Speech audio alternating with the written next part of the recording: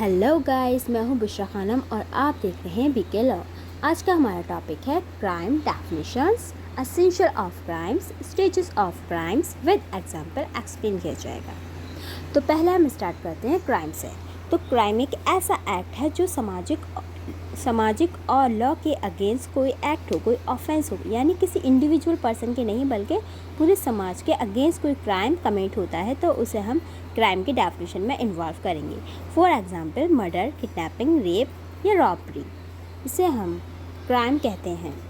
Crime उसे भी कहा जाता है जो पनिशेबल हो बाय द लॉ, यानी कि लॉ के अकॉर्डिंग या लॉ की नज़र में वो पनिशेबल होना चाहिए। हर चीज़ क्राइम में इन्वॉल्व नहीं होती, इसलिए जो हमारे लिए पनिशेबल होता है ऑफेंस, वही हमारे क्राइम में इन्वॉल्व होगा। एसेंशियल एलिमेंट्स ऑफ क्राइम, यानी क्राइम के होने पर कौन कौन से एलिमेंट्स इंपॉर्टेंट होते हैं। तो फर्स्ट होना चाहिए क्राइम कमिट करने के लिए ह्यूमन बीइंग। एक ह्यूमन बीइंग यानी कि एक इंसान ही कोई क्राइम को कमिट कर सकता है। एक नहीं या एक से ज़्यादा भी हो सकते हैं, बट कोई जानवर तो हो नहीं सकता, इसलिए इसमें इंसान का, ये पर्सन का होना ज़रूरी है। सेकेंड आता है मेंस रिया, यानी गिल्टी माइंड, उसकी इंटेंशन ही गलत होनी चाहिए, बट मेंस रिया पर कोई पनिशेबल या कुछ सज़ा प्रदान नहीं होती, कोई सज़ा नहीं मिलती मेंस रिया की। बिकॉज हम कैसे पता लगा सकते हैं कि किसके माइंड में क्या चल रहा है, क्या इंटेंशन है। तो mains Riya, but second elements होता है क्राइम का। मेंस रिया यानी गिल्टी माइंड होना ज़रूरी है, उसकी इंटेंशन ही गलत होनी चाहिए। थर्ड आता है एक्टस रियस, यानी गिल्टी एक्ट, यानी उन्हें जो सोच आया, जो भी मीन्स रिया करा, उसके बाद उसने कुछ गिल्टी एक्ट किया, यानी कि फिजिकल एक्ट किया या किसी को हानि पहुंचाने के लिए कुछ एक्ट करने को हम बोलेंगे एक्टस रियस। फोर्थ एलिमेंट होता है injury.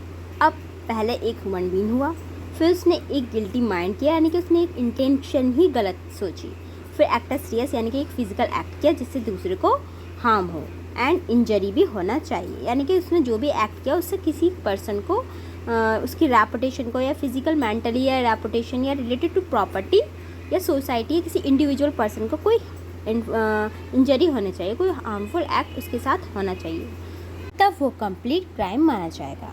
Stages of crime, crime की 4 स्टेजेस होती हैं। पहले होती है इंटेंशन, यानी क्राइम करने की सोचना, बट क्राइम सोचने पर, क्राइम करने की सोचने पर पनिशेबल नहीं होता है, इंटेंशन पनिशेबल नहीं होती है। सेकंड आता है प्रिपरेशन। अब जब उसने इंटेंशन गलत ले ली तो उसकी प्रिपरेशन करेगा। फॉर एग्जांपल मर्डर करेगा तो उसके लिए भी कुछ ना कुछ अरेंजमेंट करेगा, बट अरेंजमेंट पर भी या प्रिपरेशन पर भी ये पनिशेबल नहीं होता है। बट कुछ ऐसे होते हैं, फॉर एग्जांपल गवर्नमेंट स्टैम्प्स या कुछ भी प्रिपरेशन में कर रखी है बट उसे यूज़ नहीं किया तो भी वो पनिशेबल होगा। तो ये कुछ चीज़ें होती हैं जो पनिशेबल होती है प्रिपरेशन के टाइम पर भी। मोस्टली प्रिपरेशन को पनिशेबल नहीं माना जाता है।